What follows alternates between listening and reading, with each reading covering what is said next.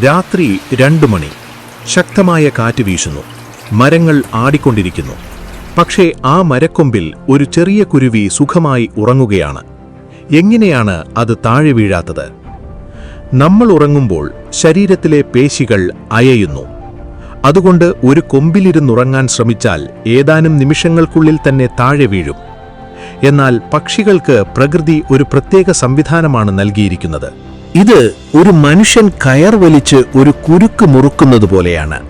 എന്നാൽ ഇവിടെ അത്ഭുതം മറ്റൊന്നാണ്. പക്ഷി ഉറങ്ങിപ്പോയാലും ഈ പിടി അഴിയില്ല. കാരണം അത് പേശികളുടെ ബലത്തിൽ പിടിച്ചു നിൽക്കുന്നതല്ല. ശരീരഘടന തന്നെ അങ്ങനെ രൂപകൽപ്പന ചെയ്തതാണ്. അതായത് പക്ഷി കൂടുതൽ ഭാരം കൊമ്പിലേക്ക് കൊടുക്കുമ്പോൾ വിരലുകളുടെ പിടിയും കൂടുതൽ ശക്തമാകും. ഇതിനെ ശാസ്ത്രജ്ഞർ ടെൻഡൻ ലോക്കിംഗ് മെക്കാനിസം എന്നാണ് വിളിക്കുന്നത്. ഈ സംവിധാനമില്ലായിരുന്നെങ്കിൽ മരങ്ങളിൽ ഉറങ്ങുന്ന ആയിരക്കണക്കിന് പക്ഷികൾ ഓരോ രാത്രിയും താഴെ വീഴുമായിരുന്നു. ചില പക്ഷികൾ ഒരു കാലിൽ മാത്രം നിൽക്കുന്നതും നിങ്ങൾ കണ്ടിട്ടുണ്ടാകും. അത് ഊർജം ലാഭിക്കാനും ശരീരത്തിലെ ചൂട് നിലനിർത്താനുമാണ്. അതിലേറെ അതിശയകരമായ കാര്യം, ചില പക്ഷികൾ തല പിൻഭാഗത്തെ തൂവലുകൾക്കിടയിൽ ഒളിപ്പിച്ചുറങ്ങും.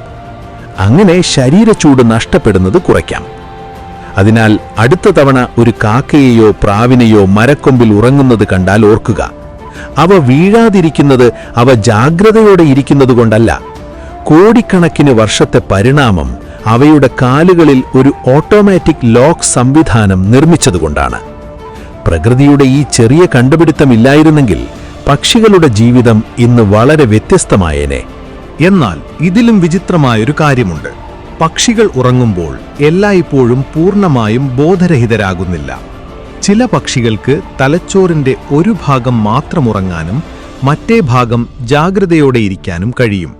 ഇതിനെ യൂണി ഹെമിസ്ഫെറിക് സ്ലീപ്പ് എന്നാണ് വിളിക്കുന്നത്. യൂണി ഹെമിസ്ഫെറിക് സ്ലീപ്പ്, അതായത് ഒരു കണ്ണ് അടഞ്ഞിരിക്കുമ്പോൾ മറ്റേ കണ്ണ് തുറന്ന് ചുറ്റുപാടുകൾ നിരീക്ഷിക്കാൻ അവയ്ക്ക് കഴിയും. എന്തിനാണെന്നറിയാമോ? രാത്രിയിൽ പാമ്പുകൾ, മൂങ്ങകൾ, പൂച്ചകൾ തുടങ്ങിയ വേട്ടക്കാരിൽ നിന്ന് രക്ഷപ്പെടാൻ.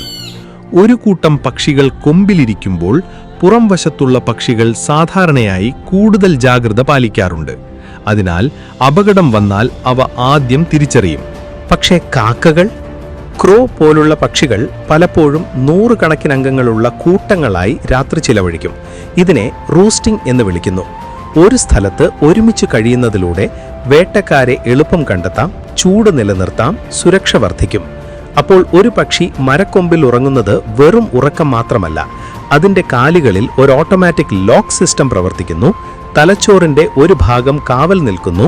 ചുറ്റുമുള്ള കൂട്ടുകാർ സുരക്ഷ ഉറപ്പാക്കുന്നു.